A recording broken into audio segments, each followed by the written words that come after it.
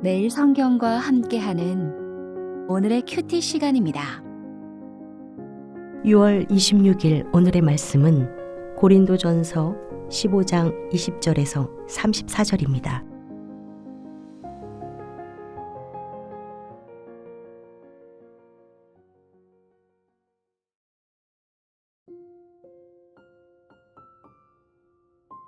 그러나 이제 그리스도께서 죽은 자 가운데서 다시 살아나사 잠자는 자들의 첫 열매가 되셨도다. 사망이 한 사람으로 말미암았으니 죽은 자의 부활도 한 사람으로 말미암는도다. 아담 안에서 모든 사람이 죽은 것 같이 그리스도 안에서 모든 사람이 삶을 얻으리라. 그러나 각각 자기 차례대로 되리니 먼저는 첫 열매인 그리스도요, 다음에는 그가 강림하실 때에 그리스도에게 속한 자요, 그 후에는 마지막이니 그가 모든 통치와 모든 권세와 능력을 멸하시고 나라를 아버지 하나님께 바칠 때라. 그가 모든 원수를 그 발 아래에 둘 때까지 반드시 왕노릇 하시리니 맨 나중에 멸망받을 원수는 사망이니라.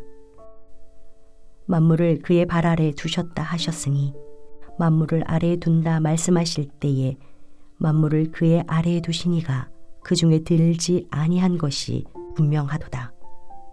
만물을 그에게 복종하게 하실 때에는 아들 자신도 그 때에 만물을 자기에게 복종하게 하신 이에게 복종하게 되리니 이는 하나님이 만유의 주로서 만유 안에 계시려 하심이라.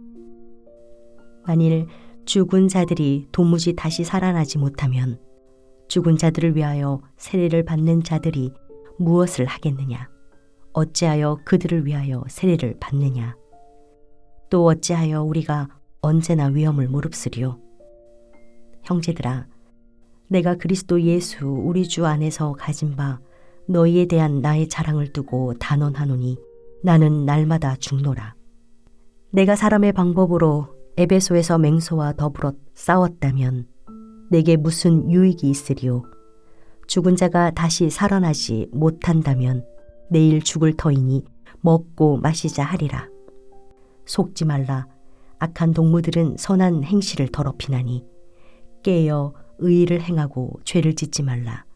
하나님을 알지 못하는 자가 있기로 내가 너희를 부끄럽게 하기 위하여 말하노라.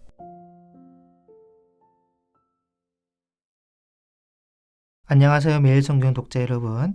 오늘은 6월 26일 금요일 고린도전서 15장 20절에서 34절 말씀입니다. 지금까지 바울은 만약 부활이 없다면 우리의 믿음이 얼마나 허무한지에 대한 이야기를 한 뒤 오늘은 부활에 대한 위대한 선포를 하고 있습니다.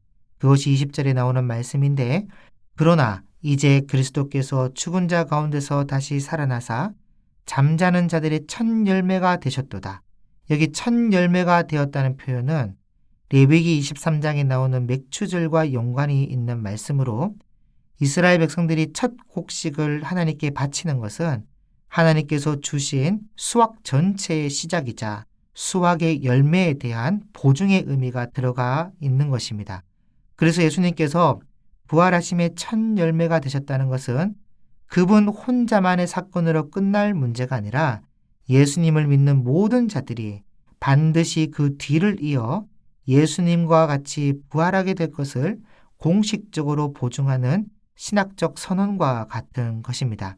그래서 21절과 22절에 아담과 그리스도를 대조하여 말씀하면서 아담 한 사람을 통해 사망이 온 인류에 미친 것처럼 그리스도 한 분을 통해 모든 사람이 삶을 얻게 되었음을 말씀하고 있는데, 사실은 어쩔 수 없이 모든 사람이 다 아담의 계열에서 태어나 죽음으로 향하지만, 그러나 그리스도 안에 거듭난 우리는 부활의 새로운 삶을 향한다는 것을 말해주고 있는 것입니다.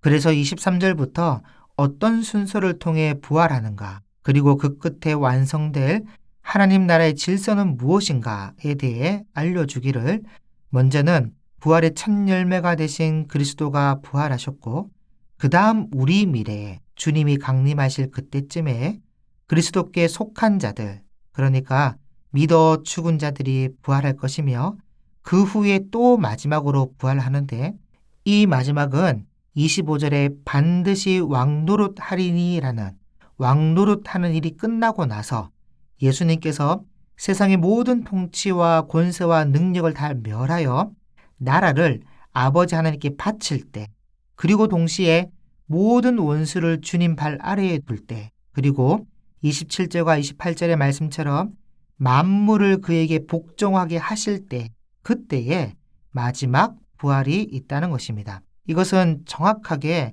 어떤 때, 어떤 날에 이루어질 일인지, 그리고 그날이 언제인지 알 수는 없지만 이러한 순서대로 이루어진다고 바울은 분명히 말하고 있고, 그리고 맨 마지막에는 26절처럼 맨 나중에 멸망받을 원수는 사망이 될 것입니다. 그래서 모든 사람이 사망 없는 영원한 삶을 얻게 될 것인데, 이것은 예수님께서 요한복음 5장 28절 29절에 말씀하고 있듯이 무덤 속에 있는 자가 다 그의 음성을 들을 때가 오나니 선한 일을 행한 자는 생명의 부활로, 악한 일을 행한 자는 심판의 부활로 나오리라. 바로 생명의 부활과 심판의 부활로 나와서 새하늘과 새 땅에서의 생명의 부활과 불과 유황불이 있는 곳의 심판의 부활로 사망 없는 영원한 삶을 살게 될 것을 말씀하고 있는 것입니다. 그래서 아마도 마지막 순서의 부활은 심판의 부활로서 불신자들의 부활이 아닐까 추측해 봅니다. 그리고 바울은 29절부터 다시 분위기를 바꿔서 부활이 우리 삶의 현장에 어떤 의미를 갖는지를 말해주고 있는데, 먼저 29절에서 만일 죽은 자들이 도무지 다시 살아나지 못하면 죽은 자들을 위하여 세례를 받는 자들이 무엇을 하겠느냐 이렇게 말하고 있습니다. 여기서 알 수 있는 사실은 고린도 교회 안에 죽은 자들을 위하여 세례받는 자들이 있었다는 말이고, 이러한 배경이 생겨나게 된 원인은 정확하게 알 수가 없습니다. 그래서 해석에 있어서도 이것이 잘못된 관습으로 이루어지고 있는 일인지, 아니면 사람들 중에 죽은 자들이 부활할 것이라는 소망을 가지고 결심하여 세례를 받는 것인지 정확하게 알 수 없고, 무엇보다 바울도 이러한 관습을 허용하고 인정했는지도 알 수가 없습니다. 그러나 중요한 것은 무슨 말이냐면, 바울이 하는 말의 핵심에 만약 부활이 없다면 이런 행동들이 도대체 무슨 의미가 있느냐라는 것입니다. 그리고 또 자신의 삶을 예로 들면서 바울은 언제나 위험을 무릅쓰고 또 사람의 방법으로 맹수와 더불어 싸우고 싶을 만큼 극심한 고난을 자처하였는데, 그 이유가 바로 생명의 부활이 있기 때문에 감내할 수 있었다는 것입니다. 그래서 만약 부활이 없다면 자신도 32절 끝에 말하고 있는 것처럼 내일 죽을 터이니 먹고 마시자 하는 당시 헬라의 쾌락주의 에피쿠로스 철학이 가장 합리적인 인생 철학이고, 인생의 끝이 부활 없는 허무한 것이라면 오늘을 즐기는 것이 최선이라는 것을 말하고 있습니다. 그러나 자신이 쾌락과 오늘을 즐기지 않고 오히려 복음을 위하여 위험과 고난을 자처하고 있는 것은 실제로 부활이 있기 때문에, 그래서 결코 우리의 삶은 허무하지 않기 때문에 바울은 33절에 엄히 경고하고 있는데, 속지 말라.